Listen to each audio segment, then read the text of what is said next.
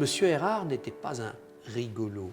Monsieur Erard arrivait le matin vers 4h30, 5h à l'usine pour vérifier que la force, c'est-à-dire la machine à vapeur, ils avaient commencé à chauffer, il y avait bien de l'eau, ils avaient mis de l'huile sur les roulements et on allait tendre les grosses lanières de cuir qui allaient permettre de travailler dans toute l'usine.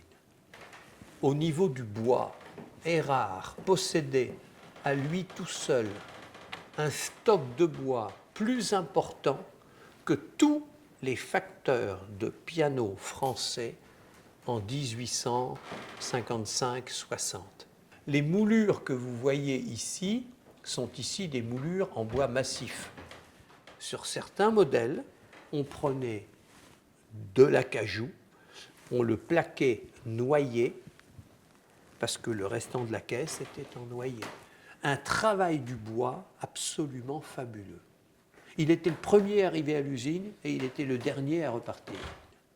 Oui, mais enfin, Monsieur Erard, bon, d'accord, il travaillait beaucoup, mais c'était un coureur? Non, il n'a jamais couru les filles. Ah, il préférait peut-être les messieurs? Non. Ah bon? Oui, mais il buvait pas mal, hein? Alors, la vie d'Erard, elle est dans les livres de contes. Achat de 6 bouteilles de vin de Bourgogne. Ah! Et puis, 4 mois après, achat de 12 bouteilles de Bordeaux.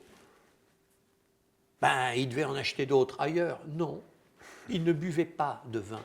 C'était uniquement pour offrir à ses invités. Oh. Oui, mais alors, la vie mondaine, il sortait beaucoup. Ben non, parce qu'il se levait très tôt. Mais alors, oh, Monsieur Erard, vous êtes venu ce soir? Vous êtes venu écouter Franz Liszt? Non. Comment, vous n'êtes pas venu écouter Franz Liszt ce soir? Mais vous êtes là. Oui, et ce sont mes pianos qui sont sur scène. Et alors, vous êtes venu écouter Franz Liszt? Non, je suis venu écouter mes pianos. Et je veux comprendre pourquoi ce monsieur Franz Liszt, avec lequel j'ai d'excellents rapports, casse des cordes. Il n'y a pas de raison. Alors il est là, il regarde et il écoute. La musique, il aime bien, hein, mais enfin bon, c'est surtout quelque chose qui met en valeur son génie de la fabrication. Monsieur Erard, c'était quelqu'un qui vivait à 98% comme facteur d'instruments.